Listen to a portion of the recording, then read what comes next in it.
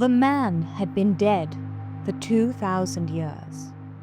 But when they found him, his eyes were closed. His lips were calmly pressed together in a smile. He looked as though he'd gone to sleep yesterday.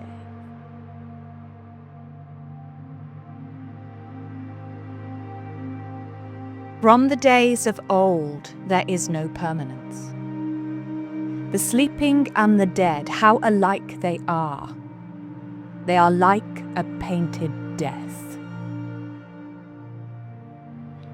In Europe's cold peat bogs, there are hundreds of undecayed bodies.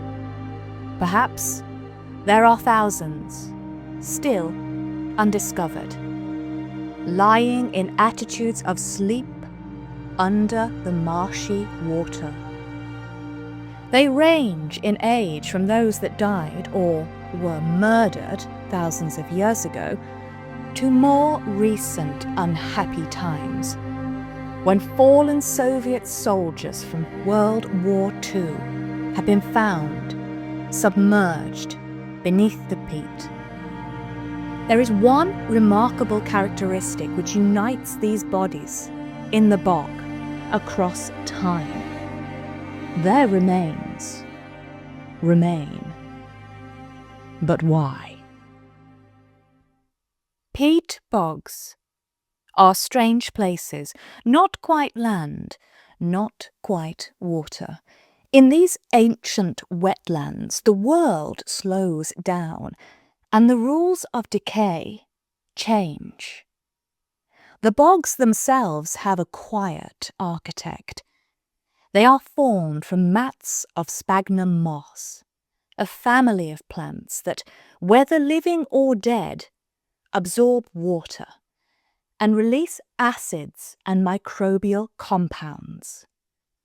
The moss is such a strong inhibitor of bacteria that it replaced cotton as a wound dressing in the Great War.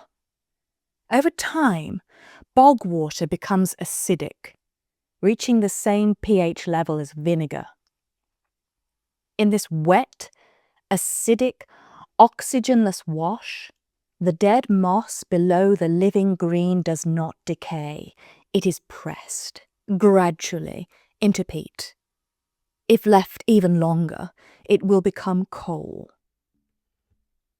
Pale green, thirsty, endless, the moss grows more bogs. It bleeds into new landscapes, spreading acid, changing habitats and creating new landscapes. As time moves on, the bog seals what is beneath it in a world too acidic for time. You might think that any living thing that was swallowed by the bog would soon disappear tracelessly, but no, the peat bog is a grave without rot. Where sphagnum grows, the earth beneath it becomes a vault, preserving the flesh of kings, murderers, sacrifices, and strangers. Skin, hair, even hearts and organs are held in this cold, wet clasp for 1,000 years, more than 1,000 years. But notice how I didn't say the bones were held. We'll come to that. For the ancient Iron Age peoples, the bog was an in-between place, a liminal place, a ritual gateway, and the throat of the earth herself. In many ancient cultures, transitional spaces like thresholds, crossroads, or even twilight itself were thought to connect the physical and the spirit worlds. A sacrifice made in the bog could travel more easily to the divine. Come with me for a moment to the Iron Age. The tribe stands in stillness, ringed in shadow at twilight. Children clutch the braided metal torques at their necks. Elders look on with hollow, practiced eyes. The priest raises his hand, not in warning, but in welcome, because the victim has not been dragged here. He has been chosen. Perhaps he is a king whose reign has failed, or a boy marked from birth, or simply a stranger offered in place of someone dearly loved. His hands are soft. They've not known hard labour. His fingernails are manicured. He has eaten for his last meal a mixture of seeds. Is this in the hopes, perhaps, that his sacrifice might bring forth abundance? His skin is washed. His hair is combed with boar fat. His eyes are open. They lead him to the mire, where the earth is as soft as breath and yielding. The priest speaks the words, the crowd repeat them. A prayer to the earth, a gift to the gods. And then the cord, leather, plaited, dark, is wound around his neck with reverence, with finality. No struggle, only a gasp. And then the stillness of something holy. Someone closes his eyes, closes his mouth.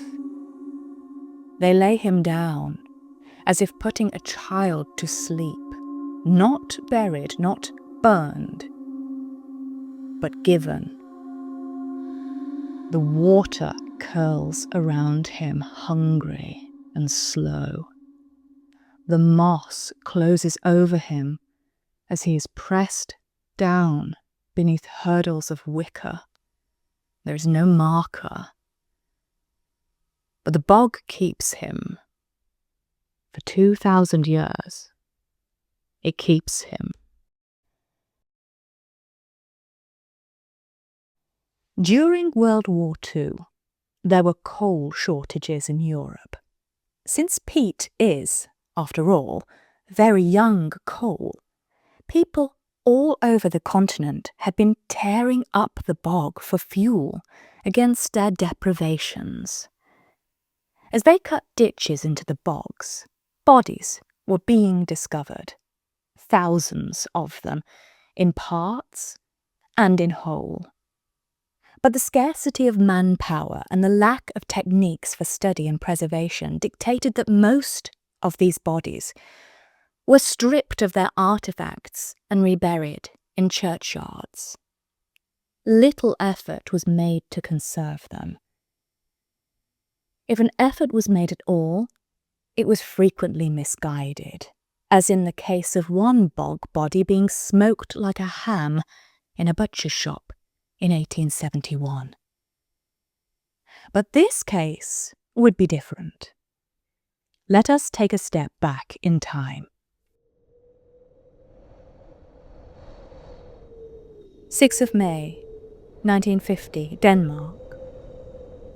It is a breezy spring day, and evening is gathering over the Tollund fen, where two brothers, peat cutters, are already turning their minds after their spring sowing to the promise of winter, which here is cruel and long.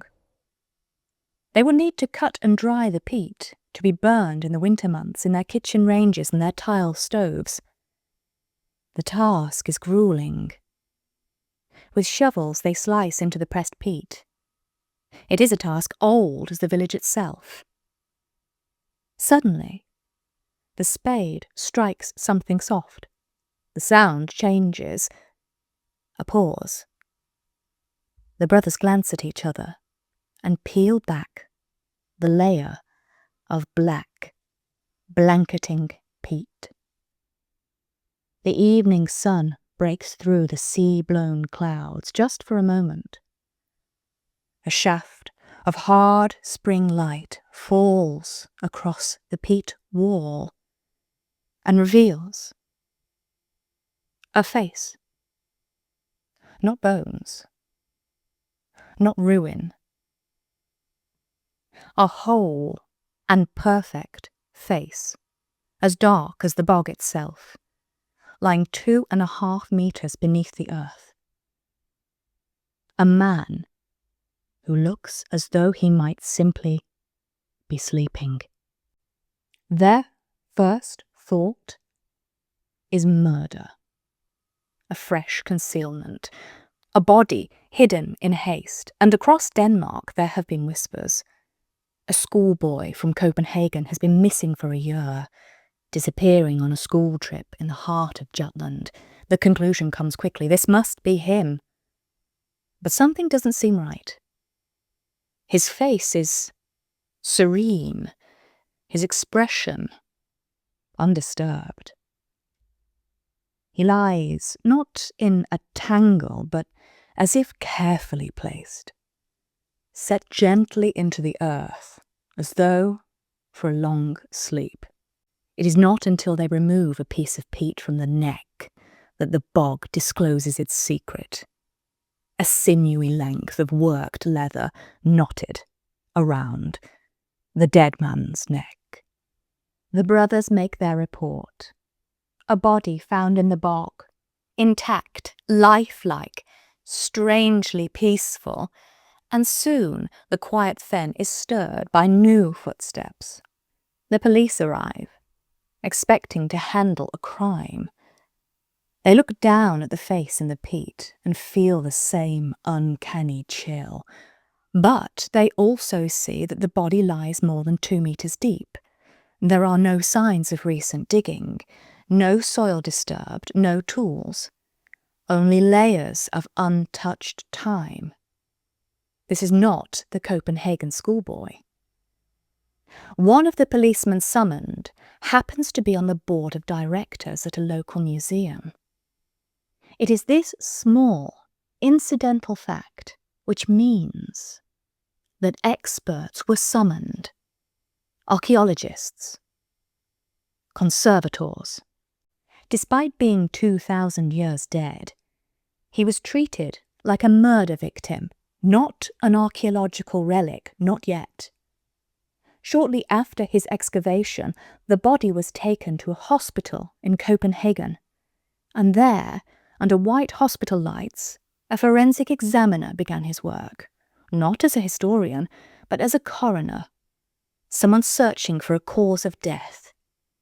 The rope around his neck was examined closely, and the X-rays revealed something curious. His cervical vertebrae were intact. His neck had not been broken. In the so-called English method of hanging, a drop from a height, the neck snaps instantly. But this was not that. Tollund Man, as he was now called, had been hanged gently, slowly. A form of execution or sacrifice designed not to break his neck, but to suffocate him. The leather rope, knotted with care, had done its work without haste. It was not a punishment meant to end life quickly. It was meant to end it deliberately. Not very much is known about the Iron Age Germanic tribes of Northern Europe. They left in their wake no systems of writing that can tell us their stories. And yet, for one reason or another, between 2,500 and 2,000 years ago, they were killing people and placing their bodies in bogs. We know that these individuals lived in houses of earth amongst their livestock. We know they kept fields of barley and flax.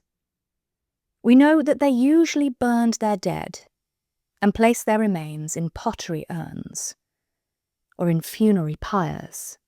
Something about Tollund Man made him different. We know how he died. He was carefully hanged on one winter's day, or perhaps in the earliest thaw of spring, Not from a great height, there was no break in the neck.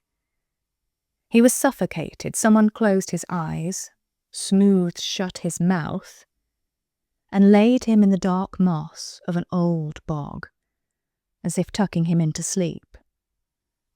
But why he died, that is a question buried deeper. Was he a criminal? A condemned man punished by his tribe? Did he choose this death? Or was he a sacrifice, a life given to keep the gods satisfied, to turn away famine or war or fear, or bring forth spring? Well, allow me to explain, and then you may judge for yourself. As I mentioned, we have no written records from Tollund Man's own people. Their voices are silent. But far to the south, in the heart of the Roman Empire, there were those that could write. And one of them was Cornelius Tacitus, a senator, a historian, a collector of distant rumours. Tacitus never saw the northern tribes himself, but he recorded the stories brought back by traders, men who had wandered into the dark forests and windswept bogs of Germania. He wrote of wild tribal peoples, of kings and gods, and of sacrifices made to the earth. He wrote of the Germanic tribes. They considered it improper to confine the gods within walls, or to portray them in human likeness. They consecrate groves and woods, and they call them by the names of gods. This suggests that natural sites like groves, woods, and bogs were seen as sacred spaces suited for ritual, including sacrifice. They hang traitors and deserters on trees, cowards, sluggards, and unnatural fornicators they drown in miry swamps under a cover of wicker. This diversity in punishment aims at the principle that the crime should be exposed, while shame should be buried. Tacitus directly mentions drowning people in swamps, possibly ritualistic executions rather than random killings.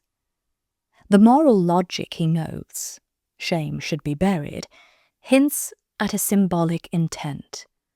Not just punishment, but purification or appeasement. For Tollund Man's softest tissues to be so exquisitely preserved, he must have been placed in the bog in late winter or early spring. We know what he ate for his final meal, a thin gruel of mixed grains, mostly formed from barley, but also containing a wide abundance of wild seeds. His face had been shaven, his nails clipped. He was unclothed but for a cap and a garter. It is difficult to imagine that the Iron Age people that closed his eyes and mouth and immersed him so carefully beneath the waters of the bog regarded this man as a reviled enemy. For the people of the Iron Age, bogs were not wastelands, they were sacred ground, thresholds between the human world and the divine, a place where the veil thinned, a place to speak to gods. Across Europe, these wetlands became altars. In their silent depths, archaeologists have uncovered offerings, swords, spears, silver vessels, and gold, jewellery of astonishing beauty. And so, when a body is laid there, it is not a simple burial. It is an offering. We do not know the name of the god he was given to. No altar bears it. No scripture records it. But this pattern tells a story. These bodies are found where ancient people once dug for peat, where the bog gave fuel, warmth, and life. Perhaps these were offerings of thanks returned to the earth in exchange for what was taken. Or perhaps he was sacrificed in the dark months, when the cold lingered and the sun refused to rise. Carbon dating studies of the bog have shown that Tollund Man died when there were fluctuating levels of carbon dioxide in the atmosphere, and it is plausible that the bodies in the bogs were placed there during times of disrupted weather and lean, famine-filled seasons. Whatever the reason, Tollund Man was not thrown away. He was given. Isn't it strange that even in our modern age, we remain captivated by liminal spaces? Just as the Iron Age peoples were drawn to the bog, we too are drawn to thresholds, only now they take a different form. Endless corporate hallways, half-remembered swimming pools, faded playgrounds that feel like dreams, not places that we've truly been, but places we feel we've lost. These memories stir something ancient in us. A memory, a yearning, a quiet fear. We are drawn to them, just as your ancestors were drawn to the bog. And perhaps one day, one of these places will keep you. Will it remember your name? Would you want it to? This is my first video.